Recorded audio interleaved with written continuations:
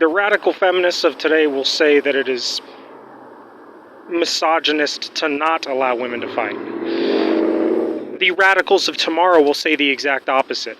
You'll have some obese feminist like Andrea Dworkin saying, how dare you monetize the dogly women in an arena of blood sport combat, right? The same way in which Andrea Dworkin said that pornography was inherently misogynist, no matter how much it tried not to be. It would always be misogynist inherently, right? In other words, the feminists of the early 1970s who said that women should be allowed to suck big dicks on camera without shame or judgment, right? That women should be able to do whatever the fuck they want in this regard, were later called liars by the radical feminist Andrea Dworkin. Right? Andrea Dworkin said that pornography is inherently misogynist and it's just slavery of women. The same thing will happen with cage fighting. In regards to women's fighting, you'll have feminists today saying, oh, we should be allowed to fight as women. And then you'll have some, like I said, some obese radical feminist tomorrow saying, oh, how dare those misogynist pigs monetize the condition of dogly women in an arena of combat, right? They'll start to say this more so when they see women who have Muhammad Ali-like conditions, right? When women retire from cage fighting and they can't hardly talk, they have trouble walking, all that kind of shit, you'll see a feminist like Andrea Dworkin say the exact opposite, right? They'll call women's mixed martial arts a misogynist thing, right? A thing that caters to an audience of rapists and sickos, right? This is why I cannot, this is one of the reasons why I really hate the radicals, why I really hate LGBTQ, right? The same people that tried to sell us our cocks crooked and traffic us away in a dark web space. How they tried to confuse us babyface karate guys about our gender so they could monetize videos of us hacking our own cocks off in the dark web, like what happened with Marius Gustafsson, right? So this is where the investors of FBQ say, we're just not interested in women's fighting at all, right? For one, it's just not exciting. It's always been secondary. And we're not going to deal with the backlash from both right-wingers and left-wingers.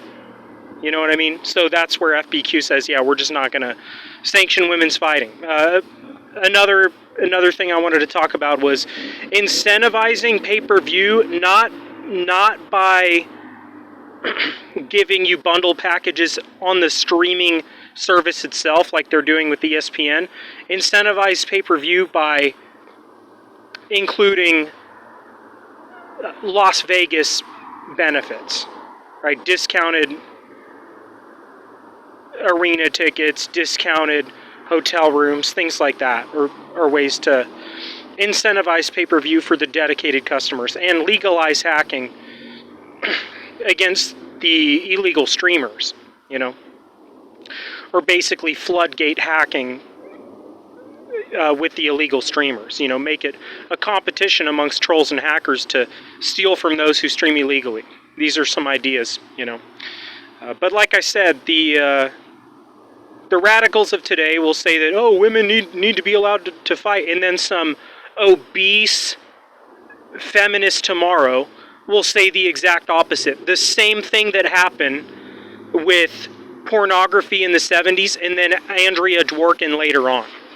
Right? Andrea Dworkin, who said pornography is inherently misogynist no matter how they try to, no matter how much they try to make it not misogynist, it will always be misogynist because it's all about pairing the large penis of a man with the pretty face of a woman, right? And therefore it makes the woman a slave to her image because the man can just keep his face out of the frame because his face doesn't matter. Nobody wants to see his ugly face.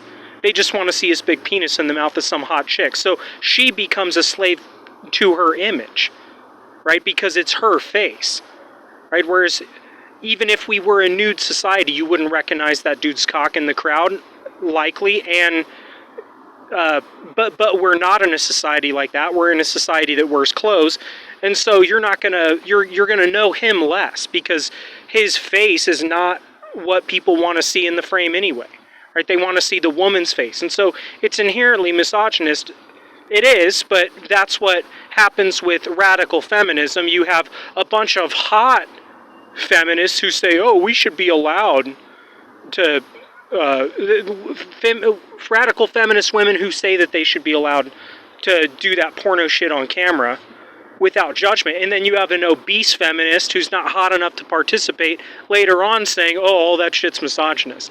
This is why FBQ says, forget women's fighting. Some obese feminist tomorrow is going to criticize us the same way in which that happened, you know?